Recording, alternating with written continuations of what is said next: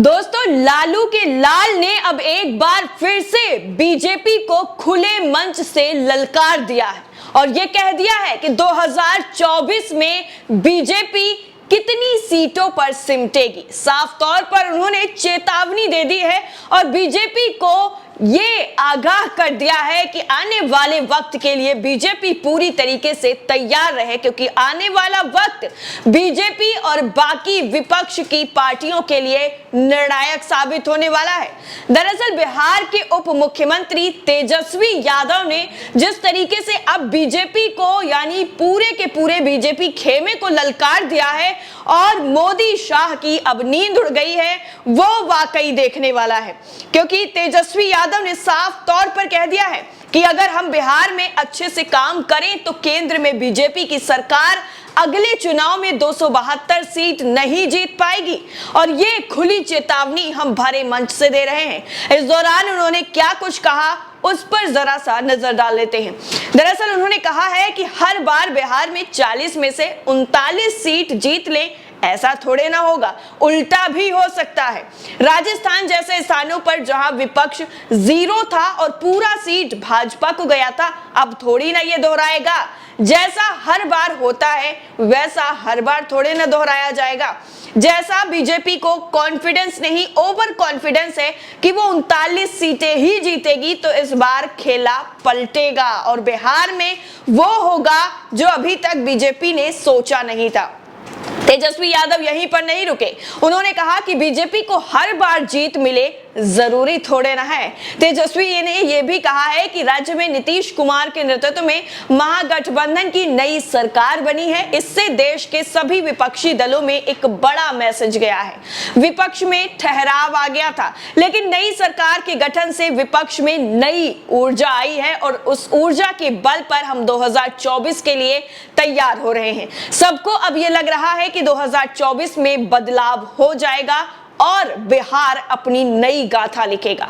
बिहार में 40 में से 39 सीटें आएंगी, ये हर बार बीजेपी के लिए थोड़े ना होगा। इस बार जो है पूरा का पूरा खेल पलटने वाला है।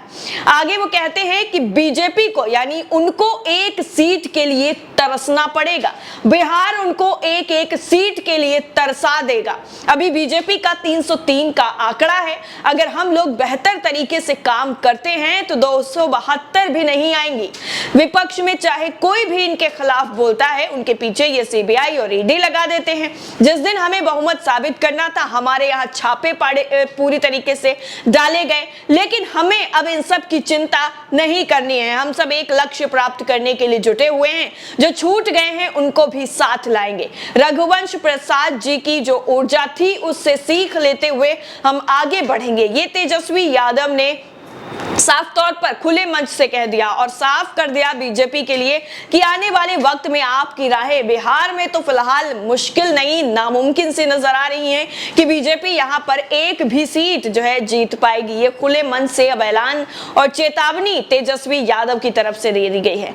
दरअसल आपको बता दें कि रघुवंश बाबू को तेजस्वी यादव जो है वो श्रद्धांजलि देने पहुंचे थे और वहीं पर मंच से उन्होंने ये बात कही। तेजस्वी यादव ने यह भी कहा है कि मेरे पिता लालू प्रसाद और रघुवंश प्रसाद सिंह में बहुत ही प्रगाढ़ रिश्ते थे। ये बातें डिप्टी सीएम तेजस्वी यादव ने पूर्व केंद्रीय मंत्री रघुवंश प्रसाद की पुण्यतिथि के अवसर पर मंगलवार यानी आज को रविंद्र भवन में आयोजित एक कार्यक्रम में कही है। तेजस्वी यादव ने यह भी कहा है कि आज रघुवंश बाबू को गुजरे 2 साल हो चुके हैं। रघुवंश प्रसाद पार्टी के संस्थापक सदस्य भी थे और उनका मेरे पिता के साथ बहुत ही गहरा रिश्ता था। जब रघुवंश प्रसाद एम्स में एडमिट थे तो मैं उनको देखने गया था, ऐसा लग रहा था कि वो ठीक होकर वापस आ जाएंगे। जब रघुवंश प्रसाद की तबीयत खराब थी तो उस दौर में उन्होंने एक पत्र राष्ट्रीय अध्यक्ष के नाम लिखा था और राष्ट्रीय अध्यक्ष ने एक पत्र रघुवंश प्रसाद सिंह के नाम लिखा था। यह साफ दर्शाता है कि उन दोनों के बीच कितना गहरा संबंध था। रघुवंश प्रसाद की पुण्यतिथि पर कार्यक्रम में तेजस्वी यादव ने जब लालू प्रसाद रेल मंत्री थे तो रघुवंश प्रसाद ग्रामीण विकास मंत्री थे, ये बातें भी कही। उन्होंने कहा कि मनरेगा लाने का काम किया गया, उनको मनरेगा मैन के नाम से भी जाना गया। उस दौर में भी उन्होंने प्रधानमंत्री सड़क योजना के तहत देश भर में सड़कें बनवाई थी। वो एक समाज सेवी नेता थे और हमने भी उनसे काफी कुछ सीखा है। रघुवंश प्रसाद संघर्ष के लिए हमेशा तैयार रहते थे और कार्यकर्ताओं में ऊर्जा भरते रहते थे। शहरों की तड़क भड़क से दूर रघुवंश प्रसाद ग्रामीण जीवन शैली में अपने गांव में ही रहना पसंद करते थे।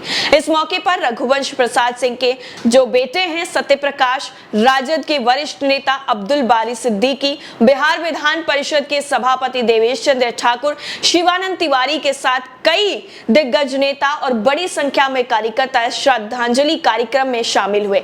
इसके साथ ही आपको बता दें कि तेजस्वी यादव ने ये सारी चीजें जो हैं वो श्रद्धांजलि कार्यक्रम में कही हैं, लेकिन इससे पहले भी तेजस्वी यादव ने जिस तरीके से बीजेपी को आगाह कर दिया है और बीजेपी की राहें और ज्यादा मुश्किल कर दी हैं, ऐसे में तेजस्वी यादव का ये बयान कि बीजेपी को हम एक एक सीट के लिए बिहार में तरसा देंगे, ये वाकई जो है काफी ज्यादा विपक्ष में ऊर्जा भरता है और ये बताता है कि अब विपक्ष एक होने की कगार पे है और किसी भी वक्त 2024 के चुनाव से पहले ये ऐलान हो सकता है कि पूरा का पूरा विपक्ष अब एक मंच पर आकर बीजेपी के खिलाफ हंगामा यानी पूरी तरीके से हल्ला बोल करने की कोशिश कर सकता है। लेकिन ये कब होगा ये देखने वाली बात होगी। लेकिन जिस तरह से तेजस्वी यादव बिहार में डटे हुए हैं और महागठबंधन की सरकार बीजेपी को पूरी तरह से नाको चने चबवाने का काम कर रही है, वो वाकई काबिले तारीफ है, जिससे बीजेपी की मुश्किलें अब और ज्यादा बढ़ने वाली हैं। और तेजस्वी यादव के इस बयान के बाद बीजेपी में वैसे भी खलबली जो है वो और ज्यादा हो गई है। एक तरफ कांग्रेस ने नाक में दम कर रखा है, दूसरी तरफ बिहार है, तो तीसरी तरफ पश्चिम बंगाल है, जहां से कड़ी टक्कर बीजेपी को मिल रही है। अब देखने वाली बात यह होगी कि आने वाले वक्त में कब विपक्ष जो है पूरा वो एक मंच पर आ जाएगा और जो बिहार से हुंकार निकली है वो ललकार के रूप में बीजेपी के सामने पेश हो जाएगी।